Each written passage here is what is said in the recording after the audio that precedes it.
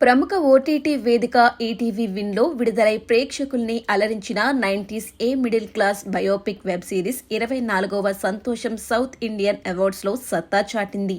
OTT విభాగంలో ఈ సిరీస్కి దీన్ని తెరకెక్కించిన దర్శకుడు ఆదిత్య హాసన్, బాలనటుడు రోహన్ రాయ్కు పురస్కారాలు దక్కాయి. ఈ అవార్డుల వేడుక సినీ ప్రముఖుల మధ్య హైదరాబాద్లో ఇటీవల జరిగింది. వైజయంతి మూవీస్ స్థాపించి 50 ఏళ్లు పూర్తి చేసుకున్న నేపథ్యంలో నిర్మాత అశ్విని దత్కు, పాటల రచయితగా 25 ఏళ్లు పూర్తి చేసుకున్న భాస్కర భట్లకు ఈ వేడుకల్లో ఘన సన్మానం చేశారు. అనంతరం దర్శకుడు రాఘవేంద్రరావు చేతుల మీదుగా పురస్కారాలు ప్రదానం చేశారు. అలాగే కోట శ్రీనివాసరావు స్మారక అవార్డును నటుడు బాబు మోహన్ కు అందించారు.